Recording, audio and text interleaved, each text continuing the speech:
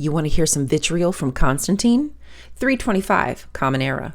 In the first place, it was decreed unworthy to observe that most sacred festival in accordance with the practice of the Jews, having sullied their own hands with a heinous crime. Such bloodstained men are, as one might expect, mentally blind. It is possible now that their nation has been rejected by a truer system which we have kept from the first day of the Passion to the present, to extend the performing of this observance into future periods also. Let there be nothing in common between you and the detestable mob of Jews. We have received from the Savior another way. A course is open to our most holy religion that is both lawful and proper. Let us with one accord take up this course, right honorable brothers, and so tear ourselves away from that disgusting complicity. For it is surely quite grotesque for them to be able to boast that we would be incapable of keeping these observances without their instruction.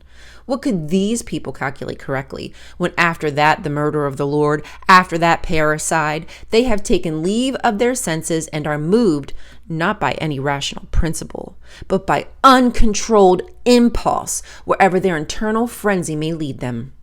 Hence, it comes about that in this very manner, they do not seek the truth, so that they nearly always get it wrong. And instead of the proper calculation, they observe the Pascha a second time in the same year.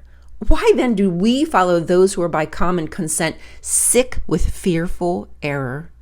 We would never allow the Pascha to be kept a second time in the same year.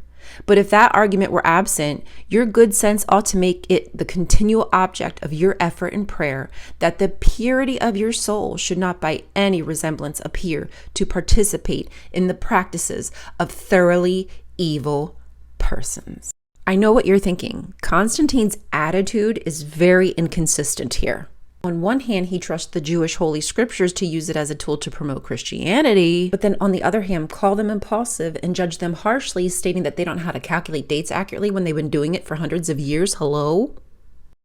That math does not math. So do you or do you not believe that these ancient Hebrew texts are sacred, carefully preserved, and passed down by generation upon generation of Jewish people? And you accuse them of murder when Jesus was put to death by the Romans. He calls them detestable, not rational, impulsive, says they don't know how to calculate dates accurately.